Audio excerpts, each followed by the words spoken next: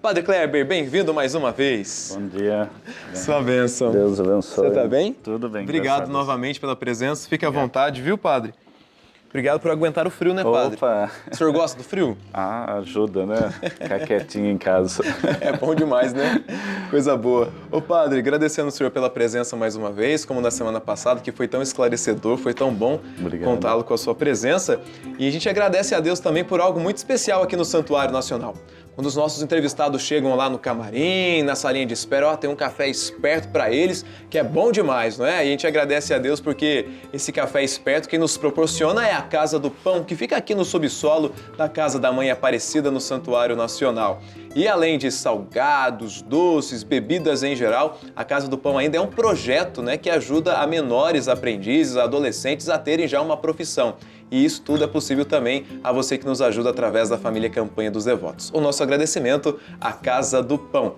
Saco vazio não para em pé, né? Pois é. É por isso que a gente precisa renovar a fé também, né? A gente precisa criar alguma coisa, né, Padre? Senão a vida fica sem sentido, né? Com certeza. É uma experiência forte da oração, né? Como algo que vai sustentando a nossa caminhada diária. E eu creio, vem justamente ajudando a gente a perceber o que é o central e aquilo que é consequência desse elemento central no dia a dia da nossa vida, da nossa caminhada enquanto igreja.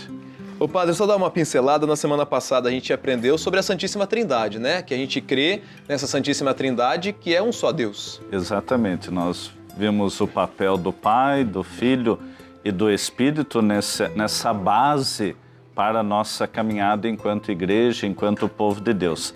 Agora, essa segunda parte, ela traz um elemento fundamental, principalmente nós percebemos isso através das ações litúrgicas, que é a compreensão do mistério pascal, a paixão, a morte, a ressurreição de Cristo. Então, essa segunda parte evidencia isso, depois da compreensão da Trindade, como que isso se desdobra no dia a dia da nossa vida. Vamos então, junto com o Padre Kleber, aprender um pouquinho mais sobre a nossa profissão de fé, essa segunda parte que a gente dividiu assim. Vamos rezar professando a fé e também aprendendo. A gente começa então rezando dessa maneira. Padeceu sobre Pôncio Pilatos, foi crucificado, morto e sepultado.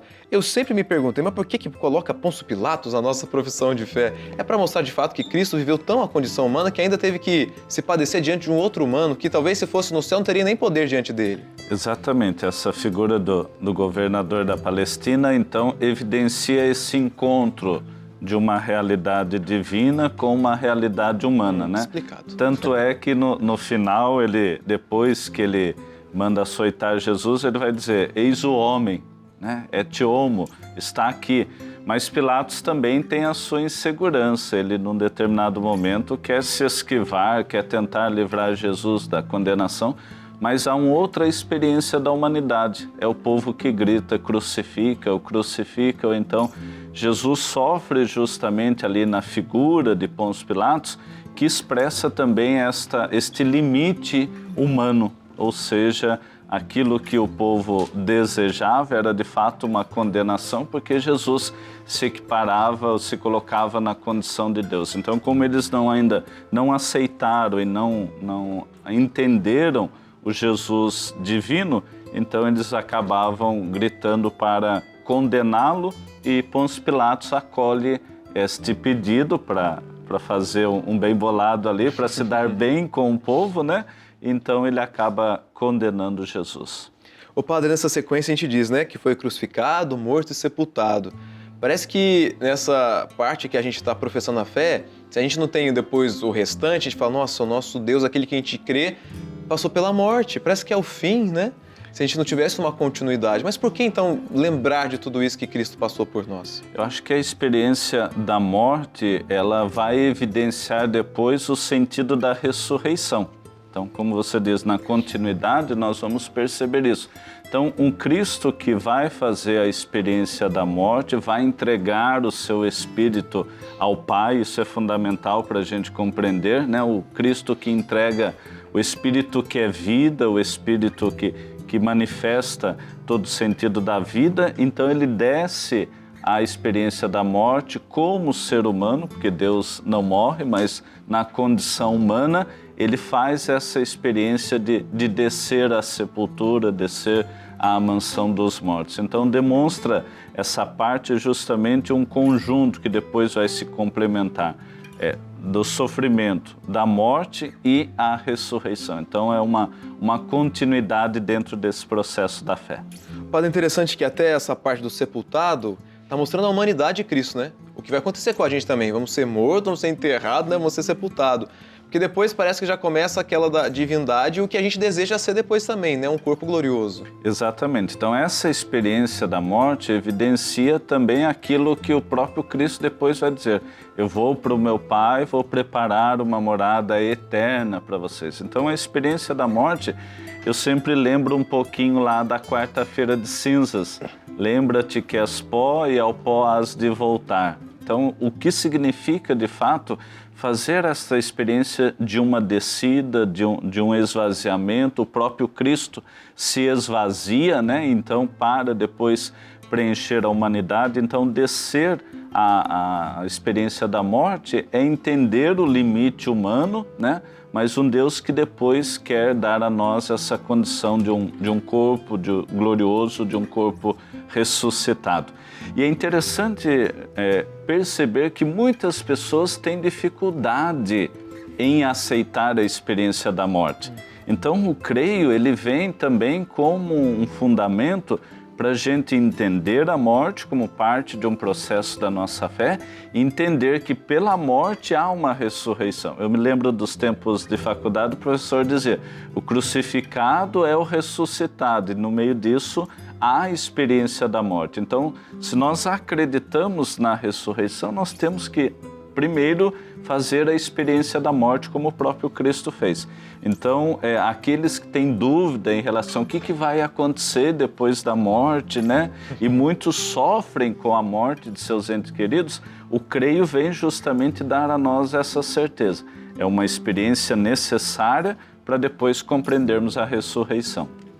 Para você que ligou seu televisor agora, hoje, terça-feira, nós estamos continuando a série Catequete que fala sobre a nossa profissão de fé, sobre o credo, né, como também é muitas vezes chamado. E desde a semana passada, na terça-feira, hoje também, nas 2 próximas semanas, é o Padre Kleber que está conosco aqui, nos ajudando a meditar, a rezar e a entender sobre a nossa profissão de fé. A gente continua rezando e aprendendo. Vamos saber a outra parte que a gente aprende hoje da nossa profissão de fé. Que na continuidade ela vai dizer assim, né? Desceu à mansão dos mortos, ressuscitou ao 3º dia, subiu aos céus. Padre, que mansão dos mortos é essa?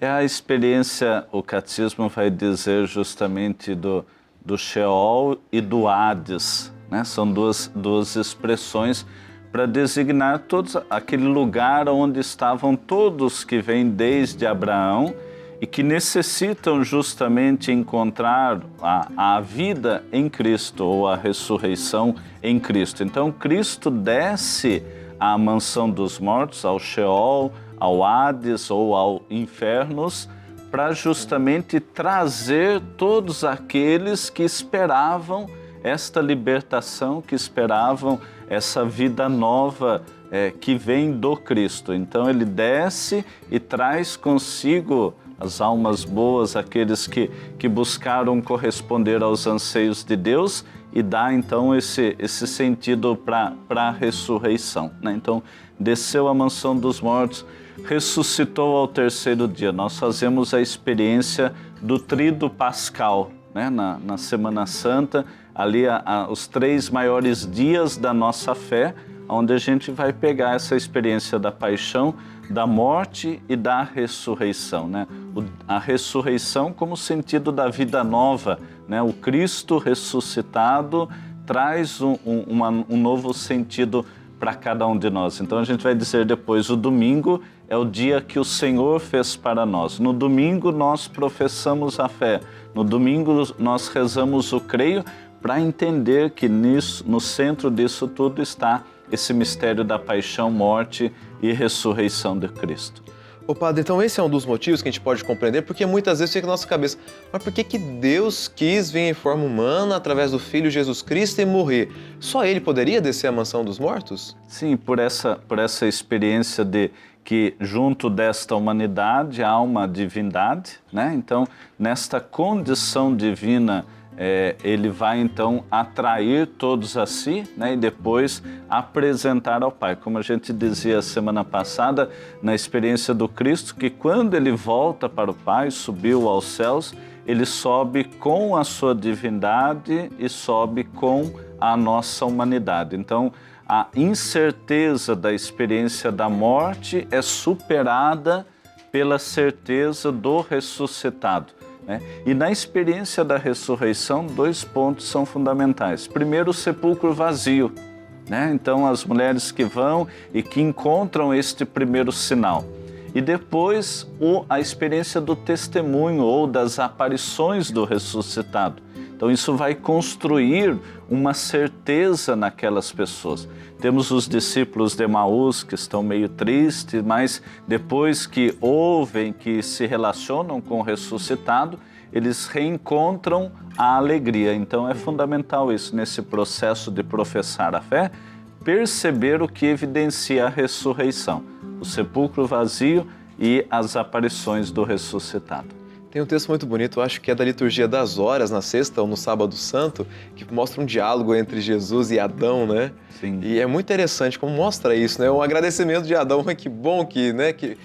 Do que nos valeria ter nascido, né? Como diz depois o Exúdio, se Jesus não tivesse vindo e morrido por cada um de nós. Ô padre, subiu aos céus. Às vezes fica perguntando, por que Jesus não ficou? Por que ele teve que subir aos céus?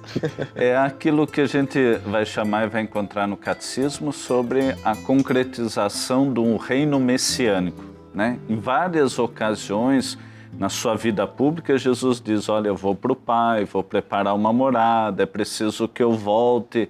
Então, e à medida que ele volta, ele também envia o Espírito Santo que vai conduzir a vida da igreja, né? Então, esse voltar significa também uma expressão de uma vitória, a nossa condição humana que é colocada novamente diante de Deus e a certeza da eternidade. Então, acho que isso é fundamental dentro desse processo da paixão, morte, ressurreição, subiu aos céus ou voltou, está à direita do Pai. Para que tudo isso?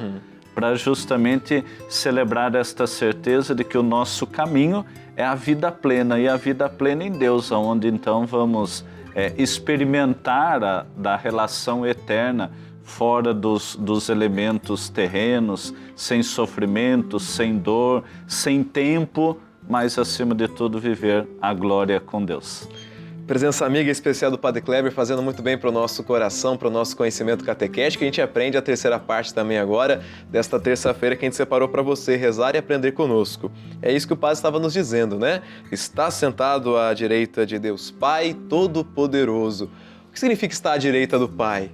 Significa justamente o complemento de todo esse projeto de salvação, né? O Pai que envia, que faz a experiência da encarnação do Filho e depois essa experiência de voltar, né? O Cristo cumpre a missão que o Pai lhe confiou e diz, Pai, aqui está toda a humanidade, aqui estão os filhos salvos pelo mistério da paixão, morte, e agora então ele se senta ali à direita do Pai no sentido de viver essa plenitude, de acolher todos aqueles que foram salvos por este projeto e ali então expressar um pouquinho aquilo que diz o Salmo do Bom Pastor, né?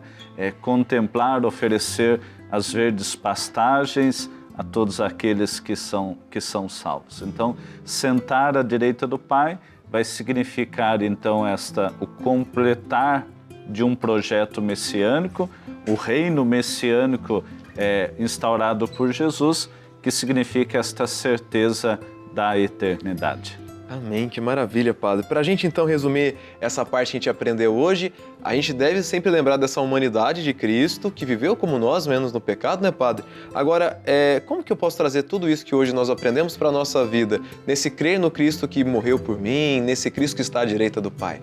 Eu acho que todas as celebrações litúrgicas, de modo particular a missa, a Eucaristia, ela celebra a paixão, morte e ressurreição. Então, um aspecto memorial, né? Eis o mistério da fé, anunciamos, Senhor, a vossa morte, proclamamos a vossa ressurreição. Então, ir para a missa significa de que eu vou para celebrar esses três elementos que nós vimos, né? Essa centralidade da vida da igreja que está no mistério pascal, paixão, morte e ressurreição do Senhor. Então, como que eu posso perceber o mistério pascal na vida? Como que eu posso perceber os sinais da ressurreição? Quando nós vamos para a Eucaristia, ouvimos a palavra, recebemos o Cristo e depois vamos tentar na vida traduzir os sinais da ressurreição. Padre, sua presença faz muito bem para o nosso coração, a gente rende graças a Deus por todas essas explicações, né?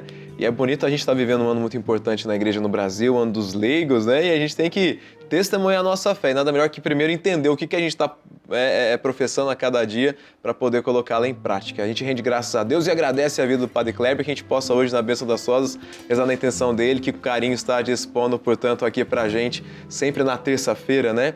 Nos falar sobre esse tema. Padre, Deus lhe pague, bem-vindo sempre ao nosso programa, até semana que vem. Até semana que vem, obrigado pela oportunidade.